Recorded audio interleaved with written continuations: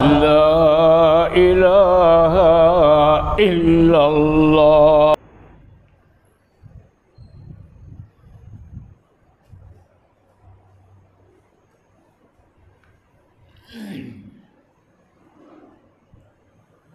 الحمد لله رب العالمين، والصلاة والسلام على سيدنا محمد وعلى آله وأصحابه أجمعين. أما بعد، فقد قال الله تعالى في القرآن المجيد: أعوذ بالله من الشيطان الرجيم، بسم الله الرحمن الرحيم. ولو ترى إذ يتوفى الذين كفروا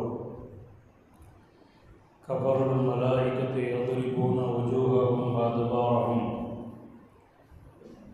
وذوقوا عذاب الحريق ذلك بما قدمت أيديكم وأن الله ليس بظلام للعبيد.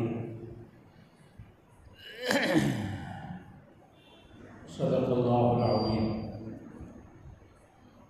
அளவிலா அருளும் நிகரிலா அன்பும் கொண்ட ஒப்பற்ற இறைவனுக்கு ஒப்பில்லா போலனைக்கும் சலாத்தும் சலாமும் சல்லைகள் நியமம் பொருந்திய ஹாத்தமுன் நபி முஹம்மது ரசூலுல்லாஹ் ஸல்லல்லாஹு அலைஹி வஸல்லம் அவர்களின் மீதும்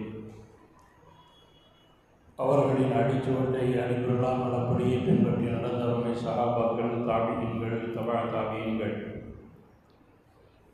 இந்த தீன் செழித்து வளர்ந்தோங்க காரணமாக இந்த இறைநேச செல்வர்கள், சுஹதாக்கள், சாலிஹீன்கள் இன்னும் இங்கு குழுமி இருக்கும் நம் அனைவரின் மீதும் அல்லாஹ்வின் சாந்தியும் சமாதானமும் என்றென்று குறித்தாவதார்.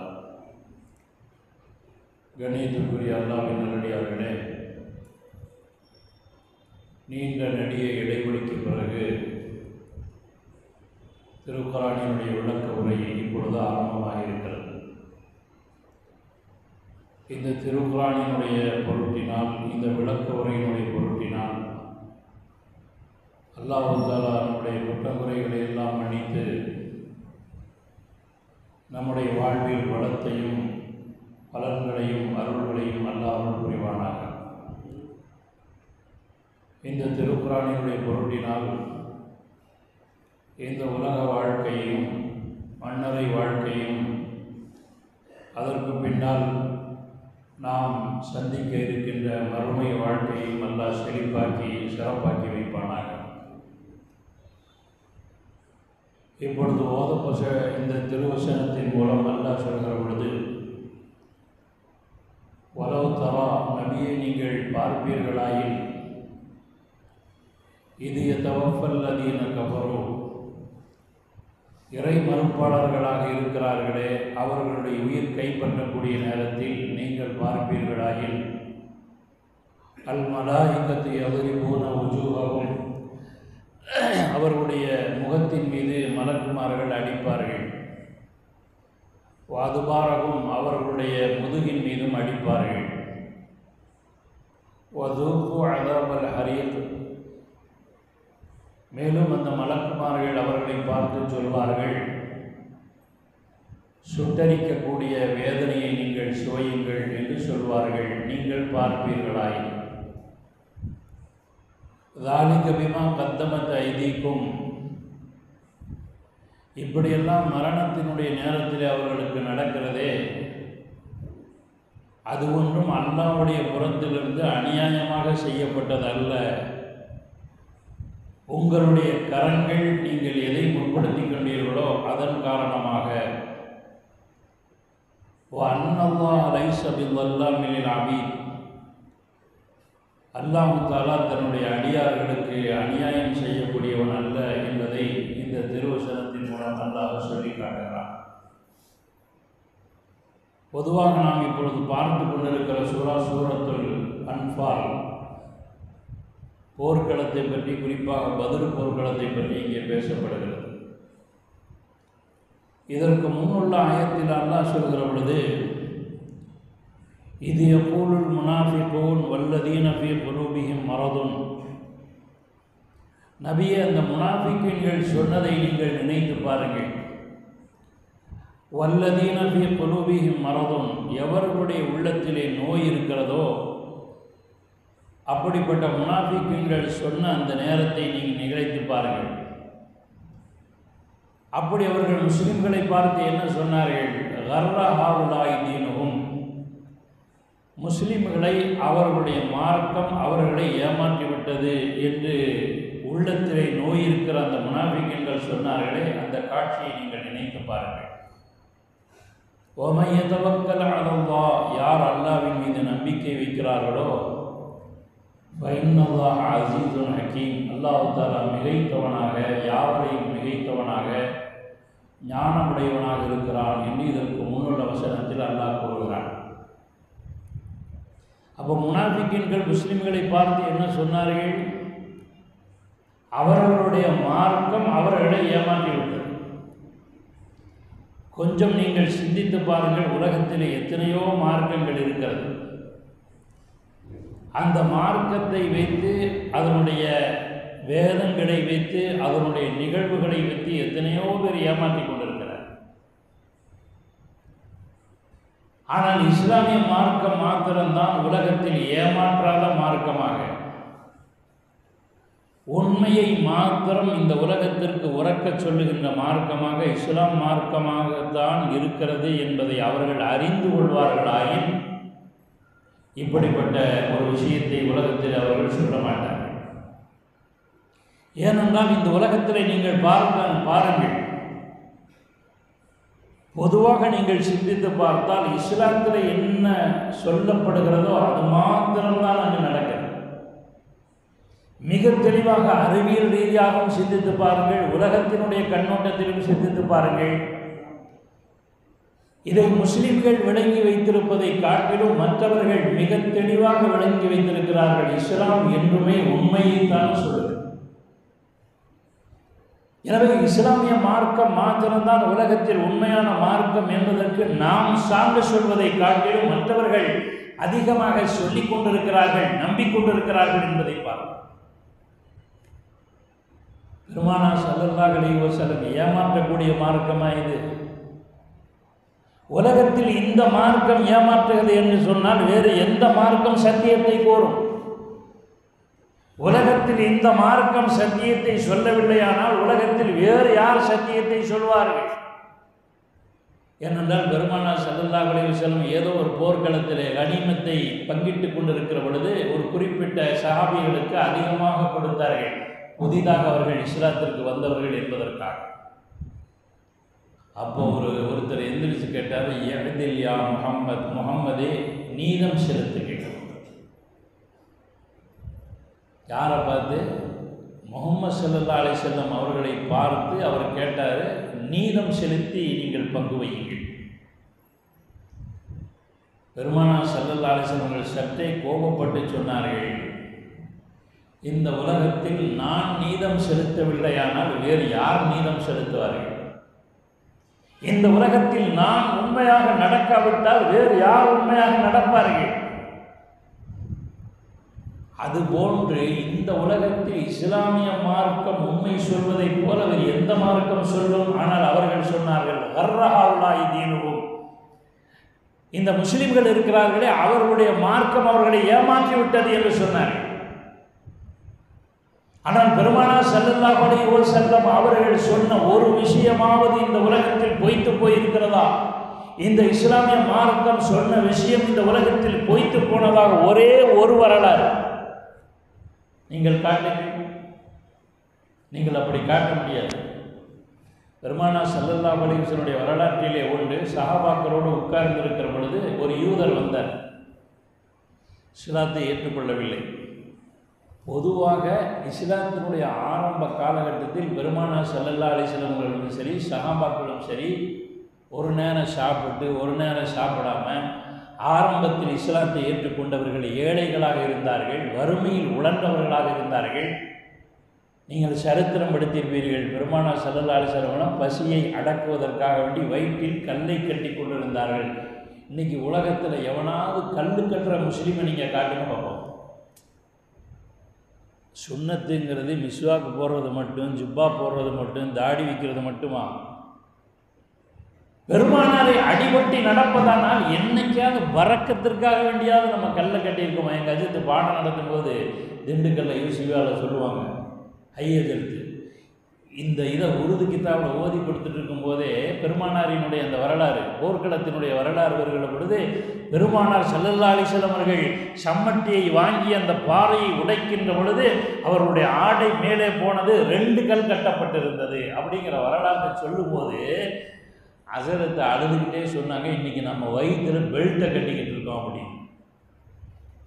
வயிறு முன்னாடி வந்துடக்கூடாதுங்கிறக்க வேண்டி, தெரியக்கூடாதுங்கிறக்க வேண்டி என்ன செய்யணும், பெல்ட்டை கட்டியிருக்கோம்.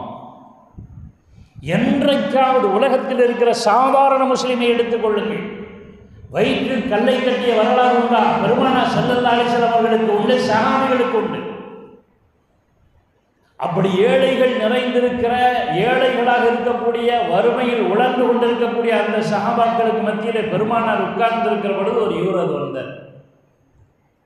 யா முஹம்மது, முகம்மதே நீங்கள் என்னவோ 3 விஷயத்தை சொல்லிட்டு தெரியுறீங்களாமே, அது உண்மைதானா? ரசூலுல்லாஹ் என்றைக்குமே பொய் சொல்ல மாட்டாங்கங்கிறது நம்மளை விட சஹாபாக்களோட அடுத்தவங்களுக்கு நல்லா தெரியும். 3 விஷயங்கள் இந்த சமுதாயத்தில் சொல்லிக் கொண்டிருக்கிறீர்களாமே, உலகத்தில் சொல்லிக் கொண்டிருக்கிறீர்களாமே, உண்மைதானா?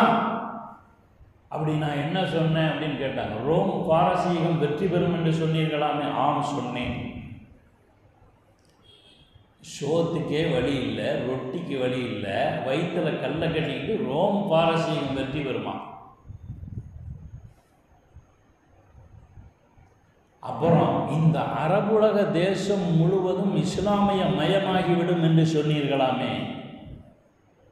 ஆமாம் சொன்னேன். நான் சென்றதற்கு பின்னால் அதை நீ கண்கூடாக பார்ப்பாய்.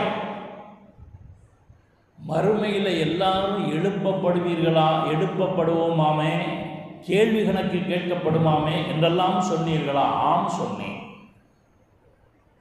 நான் சென்றதற்கு பின்னால் உனக்கு வயது நீளமாக்கப்படும், அப்பொழுது ரோம் பாரசீகம் வெற்றி பெறுவதை நீ பார்ப்பாய், அரபு தேசம் முழுவதும் இஸ்லாமிய மயமாகுவதை நீ பார்ப்பாய், அந்த அளவுக்கு ஆயுளே அல்லாஹ் உனக்கு கொடுப்பான். நான் சொன்ன காட்சி அங்கு நடைபெறும். மறுமை நாளில் எல்லாம் எழுப்பப்படுகிற பொழுது உன்னுடைய கையை பிடித்து நான் கேட்பேன், நான் அன்று சொன்னேனே அது நடந்திருக்கிறதா என்று கேட்பேன் அப்படின்னு சொல்லி அனுப்பிச்சிட்டாரு. ஸல்லல்லாஹு அலைஹி வஸல்லம் மரணமாகி முடிந்ததற்கு பின்னால், அபூபக்கர் சித்திக் ரலியல்லாஹு தஆலாவுடைய காலம் முடிந்ததற்கு பின்னால் அரபுலக தேசம் இஸ்லாம் அதிகமாக பல சதுர மைல் பரப்பளவு பரவியது உமர் ரலியல்லாஹு தஆலா காலத்தில் தான். ரோம் பாரசீகம் வெற்றி கொள்ளப்பட்டது, இஸ்லாமிய மயமானது அரபு தேசம் முழுவதும். பார்த்தார் அவர். ஆமாம், அன்னைக்கு முகமது சொன்னாரே ரோம் பாரசீகம் வெற்றி கொள்ளப்பட்டு விட்டது, 1 நடந்துருச்சு, 2வது நடந்துருச்சு, அப்போ 3வதும் கண்டிப்பாக நடக்கும் அவர் சொன்னது அப்படின்னு ஒரு யூதனுக்கு இருக்கிற நம்பிக்கை இந்த முஸ்லிம்களுக்கு இருக்கிறான்னா இல்லை. பெயர் வாங்கி முஸ்லிம்கள் நிறைய பேர் இருக்கிறார்கள். அவர்களுக்கு இஸ்லாமிய கருத்தில் நம்பிக்கை இல்லை. வட்டி வாங்காதப்பா பரக்கத்து போயிடும் அப்படின்னா அஜரத்து நீங்கள் மைக்கில் பேசிட்டு போயிடுவீங்க, வியாபாரத்துக்கு நீங்களாக காசு கொடுப்பீங்கிறான். எங்களுக்கு என்ன தலையெழுத்தா காசு கொடுக்கறது, சொல்லத்தான் முடியும். சில விஷயங்களை பேசுகிற பொழுது வாய்க்கிலேயே பேசுறீங்க அஜரத்து, நீங்கள் காசு கொடுப்பீங்களான்னு கேட்குறான். காரணம் என்ன? அதன் மேல் நம்பிக்கை இல்லை, அல்லாஹ்வின் மேல் நம்பிக்கை இல்லை. யூதனுக்கு இருக்கிற நம்பிக்கை, காஃபிர்களுக்கு இருக்கிற நம்பிக்கை முஸ்லிம்களுக்கு இருக்கிறதான கிடையாது. அப்ப அவருடைய மார்க்கம் அவர்கள் ஏமாற்றி விட்டது அப்படின்னு சொன்னதை போலவே நம்மளை நம்ம ஏமாத்திக்கிட்டு இருக்கோம். உடனே வந்தார், 3வது அவர் சொன்னது நடக்கும் அப்படின்னு சொல்லி உமர் ரலியல்லாஹு தஆலா காலத்தில் இஸ்லாத்துக்கு வந்தார். அவர் மஸ்ஜிது நபவிக்கு வருகிற பொழுது உமர் ரலியல்லாஹு தஆலா அவர்கள் உட்கார்ந்திருந்தார்கள். இந்த காட்சியை பார்த்து எழுந்து விட்டார்கள். இவர் கேள்வி கேட்கும்போது நான் இருந்தேன். அப்போ சஹாபாக்கள் கேட்டார்கள், இவருக்கு ஏன் நீங்கள் செலுத்தி மரியாதை செலுத்தினீங்கன்னு கேட்டபோது, நிச்சயமாக மறுமை நாளில் பெருமானாரினுடைய கையை பிடித்தவன் கண்டிப்பாக நரகம் போக மாட்டார். ஏமாற்றக்கூடிய மார்க்கம் அல்ல இந்த மார்க்கம். இஸ்லாத்தில் உள்ள எந்த விஷயமாக இருந்தாலும் சத்தியத்தை பேசக்கூடிய மார்க்கம், சத்தியத்தை உறக்க பேசக்கூடிய மார்க்கம். இஸ்லாத்திலே சொன்ன ஒரு விஷயம் கூட பொய்யில்லை. நான் பேர் சொல்ல விரும்பவில்லை. பெரிய பேச்சாளர், இஸ்லாமிய அழைப்பாளர், பேரை சொன்னால் நம்ம ஆளையே நம்ம கேவலப்படுத்துகிற மாதிரி ஆயிடும். ஒரு காஃபியர் கேட்குறான் கேள்வி, ஆமாம் உங்கள் குரானில் மூசா நபி கைத்தடி எடுத்து கடலை அடித்தார், ரெண்டாக பிளந்துச்சு, அதில் நிறைய பாதை வந்துச்சு, எல்லாம் நடந்தது அப்படின்னு சொல்கிறீங்களே, அது உண்மைதானா? அறிவுக்கு ஏற்றுக்குதா? இன்றைக்கி நிறைய பேர் குரான் ஹதீஸ் பேசிட்டு தெரியலாம். என்ன தெரியுமா சொல்கிறான்? அறிவுக்கு ஏற்றுக்கலைன்னா அந்த ஹதீஸை தூக்கி தூர போடுங்கிறான். நம்பிக்கை இல்லை அவனுக்கு. இப்போ அவர்கிட்ட கேட்டார், குச்சியில் அடித்து கடல் பிளந்ததுங்கிறது இன்னும் நீங்கள் நம்பிட்டு இருக்கீங்களாங்கிறான். அவர் என்ன பதில் சொல்லணும்? குரான்னு சொன்னால் ஒருபோதும் என்ன செய்யக்கூடாது, அது பொய் கிடையாது அப்படின்னு யார் சொல்லணும்? சாதாரண ஆள் சொல்ல விட இஸ்லாமிய பிரச்சாரத்தை ஊண்டி சொல்லணுமா இல்லையா? அவர் என்ன தெரியுமா சொன்னார்? அப்படி ஒரு 4-5 ஒரு 10 விஷயம் குரானில் இருக்கத்தான் செய்யும், அதெல்லாம் விட்டுருங்கிறான். அவர் ஒரு பிரபலமான பேச்சாளர், நான் பெயரை கூற விரும்பவில்லை, அவருடைய அபிமானிகள் கூட இருப்பார்கள். இஸ்லாத்திலே சொன்னது 100க்கு 100 உண்மை. கடல் பிளந்தது என்று குரான் சொன்னதற்கு நிதர்சன சான்றாக அறிவியல் கண்டுபிடித்திருக்கிறதா இல்லையா? ஏமாற்றக்கூடிய மார்க்கமா? பொய் சொல்லக்கூடிய மார்க்கமா? பொய் சொல்லக்கூடிய வேதமா இந்த வேதம்? முஸ்லிம்களுக்கு நம்பிக்கை இல்லை என்றால் வேறு யார் நம்பிக்கை கொள்வார்கள்?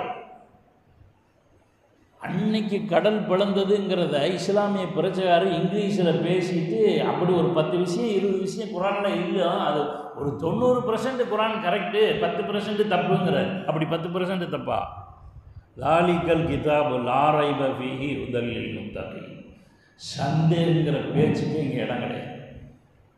இந்த அறிவியல் அறிஞர்கள் என்ன சொல்கிறார்கள் தெரியுமா? நைல் நதி மூசா அலைஹிஸ்ஸலாம் அவருடைய காலத்தில் கண்டிப்பாக பிளந்தது. அதுக்கு சாட்சி என்ன தெரியுமா? அவர் சொல்கிறாரு, அங்கே கைத்தடி எடுத்து அடிக்கும் போது உள்ளுக்குள்ளே மீன்லாம் இருக்குமா இல்லையா, அந்த மீன் முதல் கொண்டு 2ஆக பிரிஞ்சான். 2ஆக பிரிஞ்ச மீன், அந்த மீனினுடைய இனம் இன்னும் இருக்கான். இது சாட்சி அப்படின்னு எவன் சொல்கிறான்? அறிவியல் அறிஞர்கள் சொல்கிறார்கள். இஸ்லாமிய பிரச்சாரர் அதுவாறு ஒரு 10 விஷயம் இருக்கத்தான் செய்யுங்கிறார். நான் எதற்கு சொல்ல வருகிறேன்? கர்ர ஹாவுலாய் தீனுகும், அவருடைய மார்க்கம் ஏமாற்றிவிட்டது என்று சொன்னார்களே, அவர்களை சொன்னதை போல இந்த மார்க்கம் இல்லை, அவர்களே ஏமாற்றிக் கொண்டார்.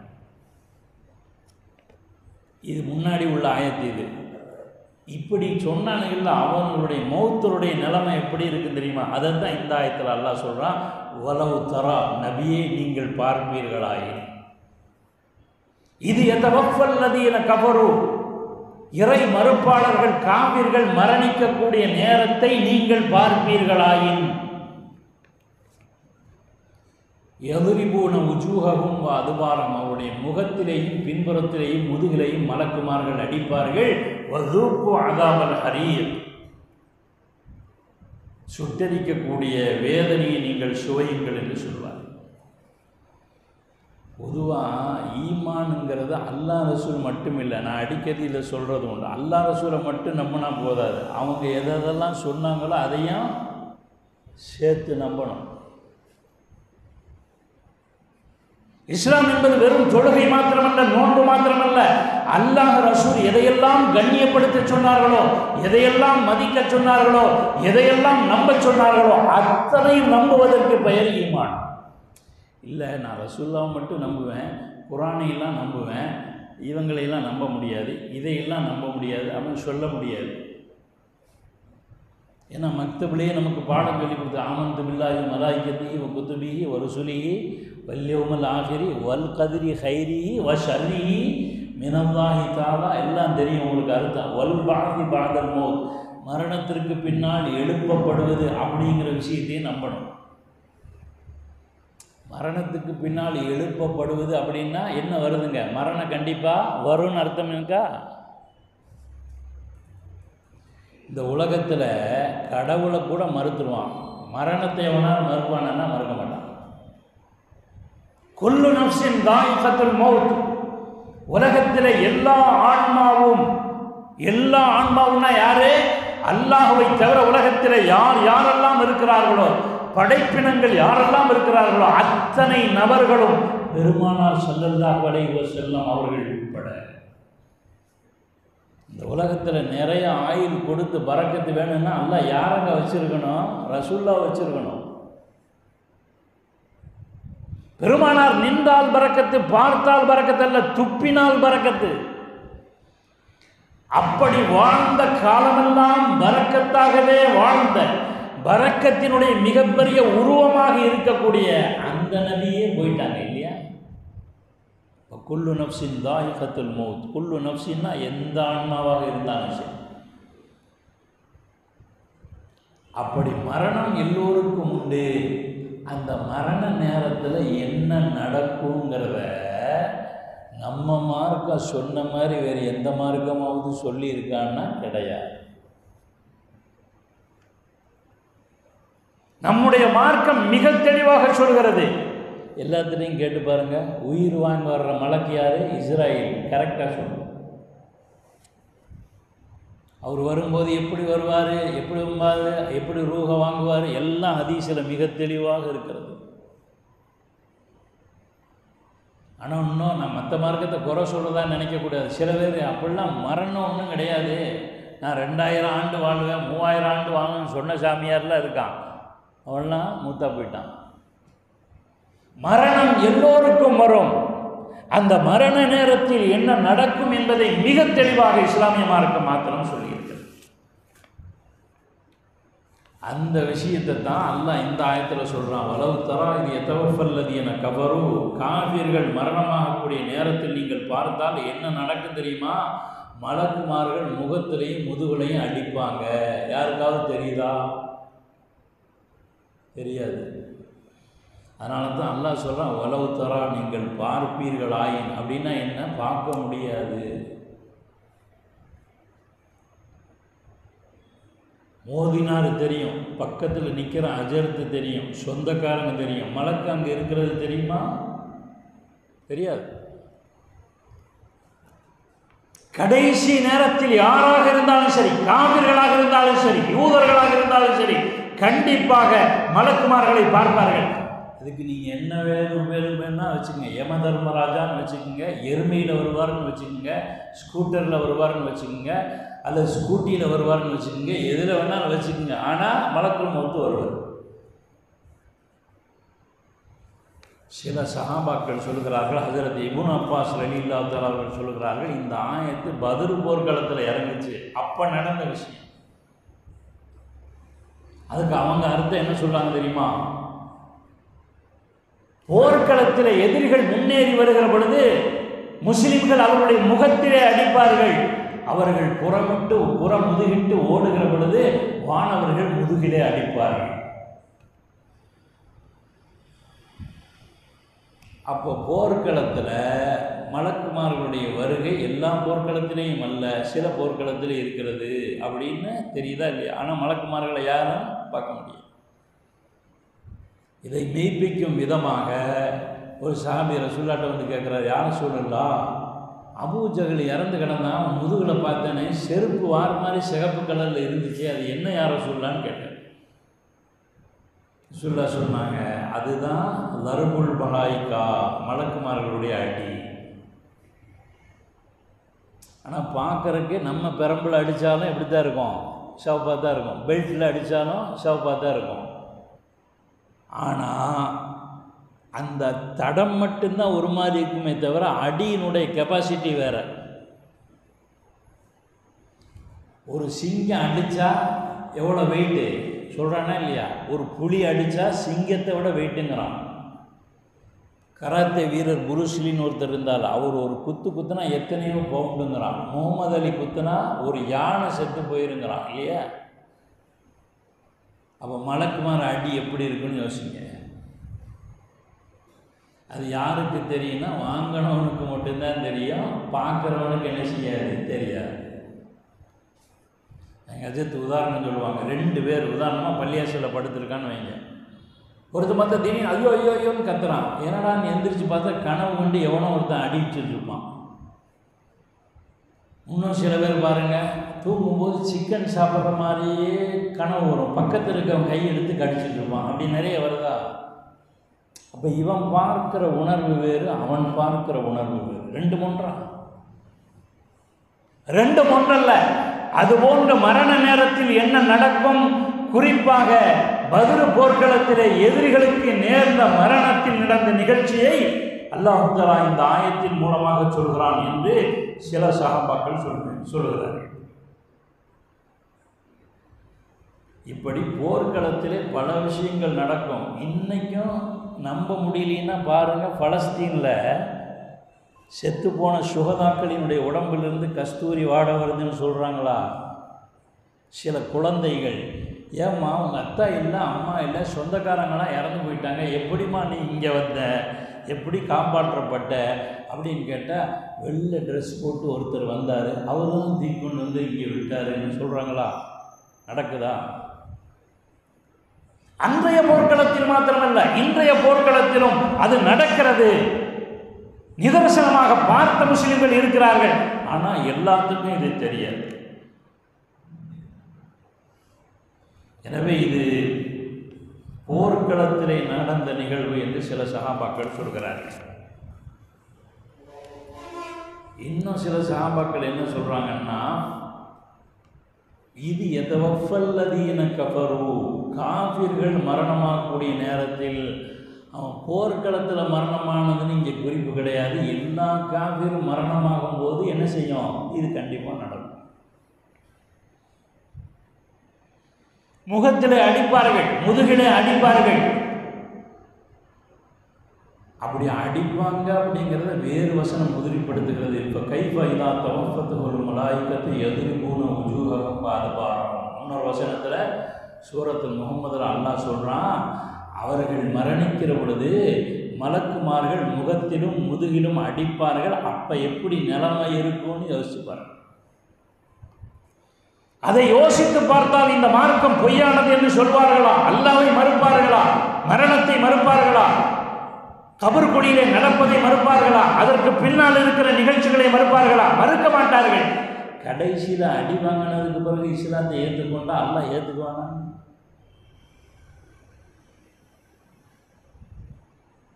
இன்னொரு ஆயத்து சொல்றது, வலவு தரா இதில் ஸாலிமூன ஃபீ கமராத்தில் மௌத். மௌத்துடைய நேரத்தில் அந்த அநியாயக்காரர்களை நீங்கள் பார்த்தா திடுக்கமடைந்து விடுவீர்கள் நீங்கள் நபியே. வல் மலாயிகத்து பாசித்து ஐதீஹிம் அஃப்ரிஜு அன்ஃபுஸகும் அல்யௌம துஜ்ஸௌன அஸாபல் ஹூன் பிமா குன்தும் தகூலூன அலல்லாஹி கைரல் ஹக்கி வ குன்தும் அன் ஆயாத்திஹி தஸ்தக்பிரூன். சில ரூஹு அவ்வளோ சாமானியமாக வெளியே வராது.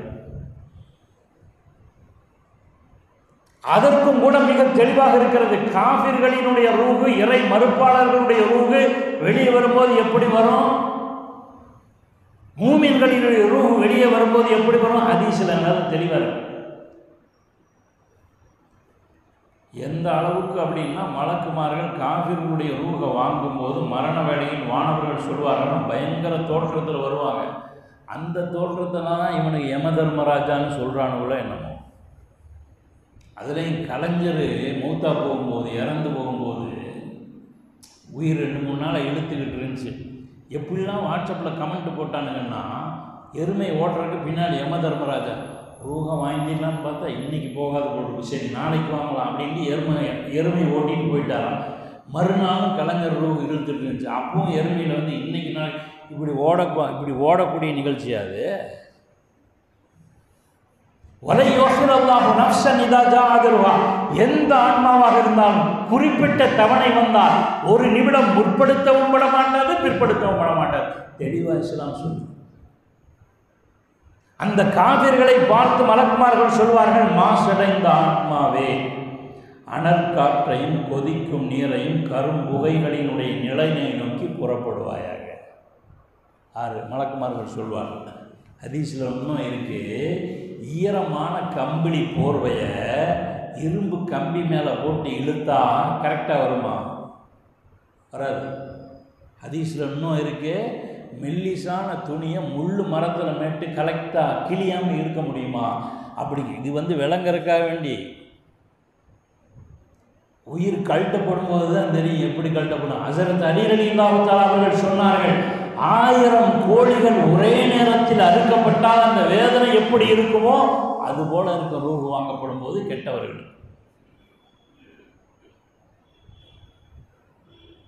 ஆனால் நல்லவர்களுக்கு அல்லாஹ் என்ன உதாரணம் சொல்கிறான், ஹதீஸில் என்ன வந்திருக்கு, வெண்ணெயில் ஒரு மயிரை இழுத்தா எப்படி மெல்ல இழுக்குமோ அது மாதிரி.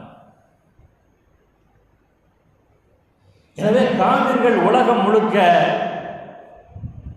இப்படிப்பட்ட வேதனையை அவர்கள் அனுபவித்துக் கொண்டிருக்கிறார்கள் என்று பார்க்கிறோம். அது மாத்திரமல்ல, இதெல்லாம் நடக்கிறது உண்மையா இல்லையா அப்படின்னு தெரியறதுக்கு உலகத்தில் நிறைய சான்றுகளை அப்பப்போ அல்லாஹ் காட்டுவான். கொஞ்ச நாளைக்கு முன்னாடி, ஒரு 5 வருஷத்துக்கு முன்னாடி நான் வலைத்தளங்களில் பார்த்தேன். அரபு நாட்டில் நடந்த ஒரு நிகழ்ச்சி, எந்த நாடுன்னு சரியாக தெரியல. ஏதோ ஒரு பிரச்சனைக்காக வேண்டி கபரை தோண்டுனா 20 வயசு அரபு நாட்டுக்காரனா எப்படி இருப்பான், செக்கச்சவேன் ரோஸ் கலரில் இருப்பான். அவனை தோண்டி வெளியே எடுத்தால் 30 வயசு பையன் 10 பேர் சேர்ந்து அவனை கட்டையில் உருட்டு கட்டையில் அடின்னு அடித்தா எப்படி கண்ணி போயிருக்குமோ, முகம் வெளியே போயிருக்குமோ அப்படி இருக்கும். நம்மெல்லாம் ஆச்சரியமாக பார்த்து இருக்கும்போது அங்கே ஒரு யூதனும் கிறிஸ்துவனும் நின்றுட்டு 1400 ஆண்டுகளுக்கு முன்னால் முஹம்மது ஸல்லல்லாஹு அலைஹி வஸல்லம் அவர்கள் திருக்குர்ஆனின் மூலமாக தன்னுடைய வார்த்தைகளின் மூலமாக என்ன சொன்னாரோ அது உண்மை. எனவே அதை மெய்ப்பிக்கும் சான்றாக இருக்கிறது. அல்லாஹ் சொல்கிறான், இத்தனை ஏன் தெரியுமா, ذَلِكَ بِمَا قَدَّمَتْ أَيْدِيكُمْ, நீங்கள் செய்த செயலின் காரணமாகத்தானே தவிர அல்லாஹ் இப்படிலாம் கொடுக்கணும்னு அவனுக்கு தலையெழுத்து கிடையாது. அன்னல்லாஹ லைஸ பிظல்லாமில் லில்-அபீத், அல்லாஹ் தஆலா தன்னுடைய அடியார்களுக்கு அநியாயம் செய்யக்கூடியவன் அல்ல. ஏன்னா ஹதீஸ் குதிஸில் அல்லாஹ் சொல்றான், யா இபாதி, ஓ என்னுடைய அடியார்களே, இன்னி ஹர்ரம்து துல்ம அலா நஃப்ஸி, என் மீது நான் அநியாயம் செய்வதை தடை செய்து கொண்டேன். வஜஅல்துஹு பைனக்கும் முஹரிமன், அதே அநியாயத்தை நான் மட்டும் செய்யலை, நீங்களும் மற்றவங்களுக்கு என்ன செய்யக்கூடாது, செய்யக்கூடாது.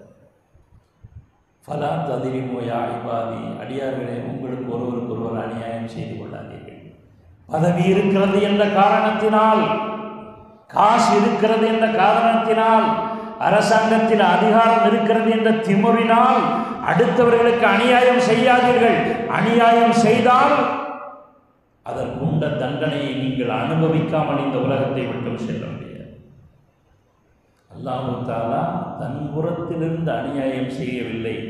நீங்கள் என்ன அநியாயம் செய்தீர்களோ, என்ன மாற்றம் செய்தீர்களோ அதற்கு பிரதிபலன் தான் உங்களுக்கு கிடைத்திருக்கிறதே தவிர அல்லாஹ்வுடைய புறத்திலிருந்து அநியாயம் நடக்காது என்பதை அல்லாஹ் தஆலா இங்கே சொல்கிறார்.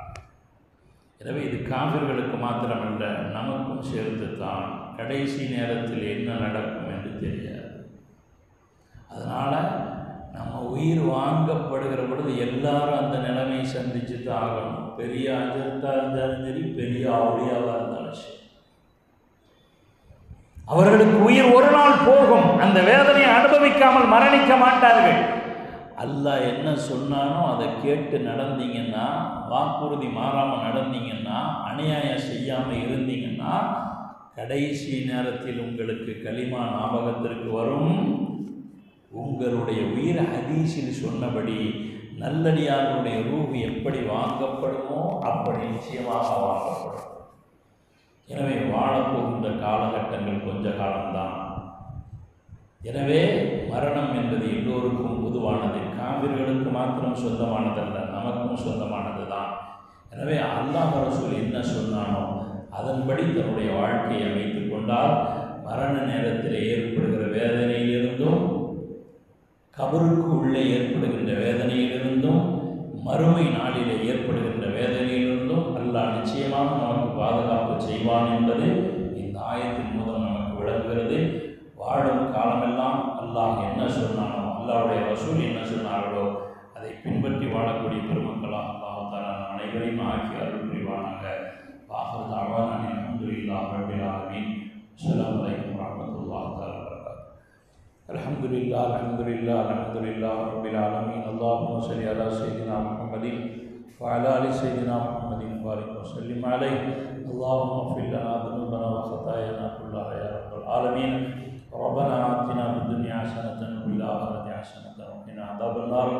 وصلى الله تعالى وسلم على خير خلقه سيدنا محمد وعلى آله وأصحابه أجمعين والحمد لله رب العالمين.